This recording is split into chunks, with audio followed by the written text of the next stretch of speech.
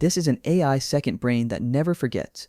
Point it at a folder, and your whole project turns into a graph your assistant can query. Because right now, your coding assistant has amnesia. Every new chat, it has read nothing. Ask it how your login flow works, and it opens every file from scratch to figure it out. Do that across 200 files on every single question, and you pay a token tax each time. And stuffing your entire repo into a giant context window just makes the answers worse. On April 3rd, Andrej Karpathy posted a fix, and the dev world copied it in a single weekend. Stop making the model rebuild your knowledge every query.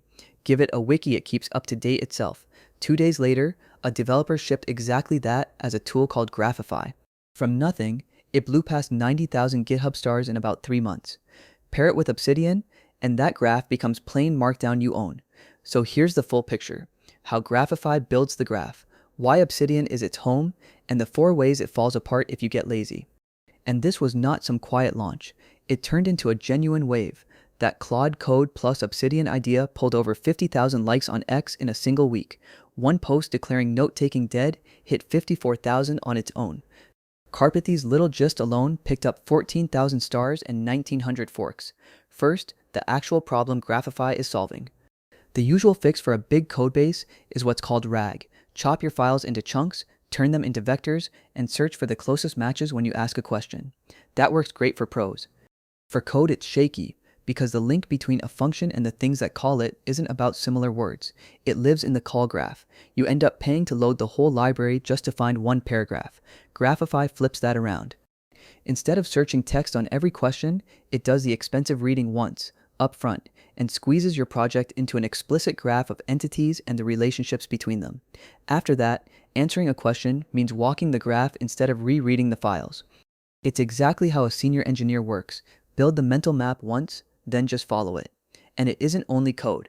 Graphify pulls in your SQL schemas, your shell scripts, your R notebooks, your architecture PDFs, even recorded videos, and drops them into one graph.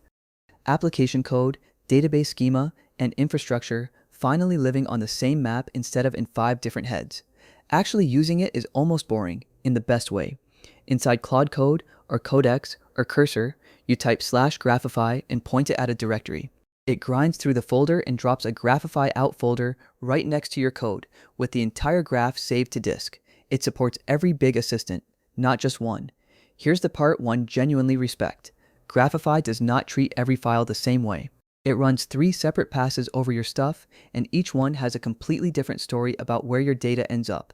Pass 1 is your source code. Graphify runs it through TreeSitter, the same kind of parser a compiler uses across 40 languages. It's deterministic, there's no AI model involved, and there's no network call. Your code stays on your machine, and every link it finds gets tagged as a hard fact. Pass 2 is for recordings. Point it at a folder with audio or video, say a design meeting you screen recorded, and it transcribes them locally with faster whisper. An hour of talking becomes text right on your laptop and folds into the graph. Nothing gets uploaded. Pass 3 is the honest one. Documents and images, a PDF spec, or a photo of a whiteboard can't be read by a grammar, so those get sent to your AI provider to be understood. That's the only pass that leaves your machine, and it goes to your own API key, not some middleman. Want it fully private? Run code-only mode and skip this pass, and it refuses to sound sure about things it isn't. Every connection in the graph carries a label. Extracted means it's right there in your code, so trust it. Inferred means the model reasoned it from context, so probably. Ambiguous means the model itself raised a hand, so check before you build on it. Once the graph exists, it organizes itself. Graphify runs community detection, and your modules just fall out of the shape of the code. Auth in one cluster, billing in another, infrastructure off on its own, with the bridge files between them lit up. You didn't draw that map. The relationships did. Now the payoff at query time.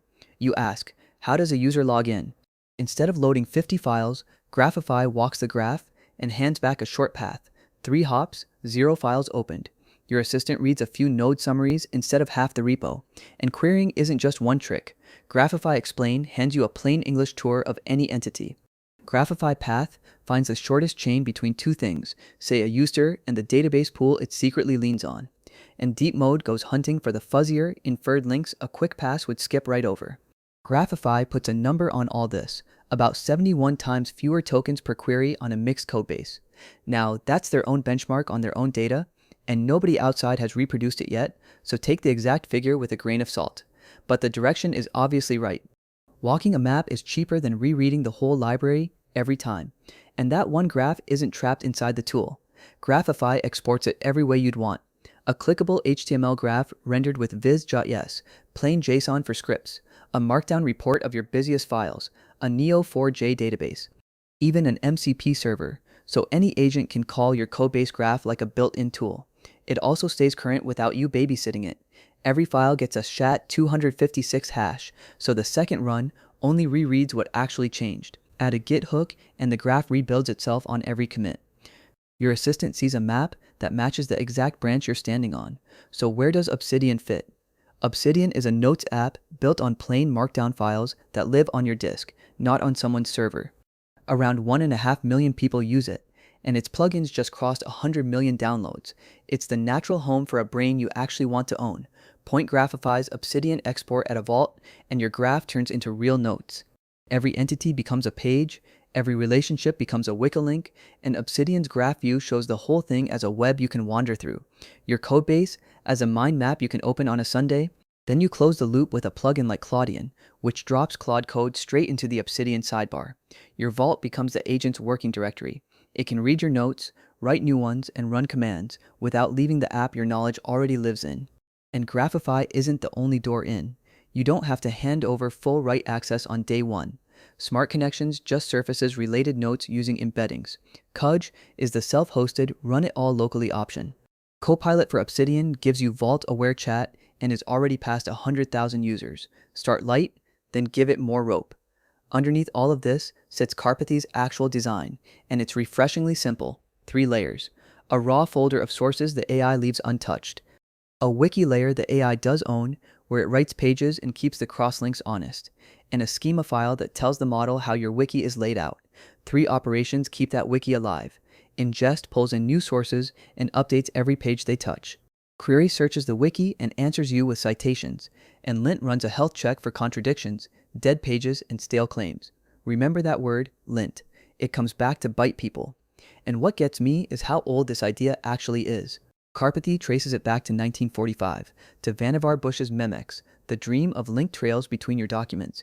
The links mattered as much as the pages themselves. We just lacked a tool patient enough to maintain them. Now the model does that upkeep for free. Okay? I've talked this up for 5 minutes, so let me be the annoying person in the comments for a second. The viral demos leave out the part where this whole thing rots if you ignore it. There are 4 cracks worth knowing about. Crack 1 is size. A vault with 50 tidy notes feels like actual magic. A vault with 2,000 notes turns into a search problem all over again, because the model spends its context just navigating your structure instead of answering your question. The graph softens that. It doesn't erase it. Crack 2 is confident fiction. When the assistant writes up your notes, it cheerfully fills the gaps with things you never said in your own voice. The fix is a blunt line in your instructions. Do not add anything I didn't write. Without that rule, your second brain starts inventing memories.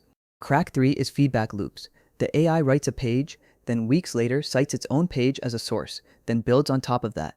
Let it run unattended, and you get AI quoting AI, where small mistakes slowly harden into facts. Your brain fills up with its own echo. Crack 4 is the big one, and it's why that word lint mattered.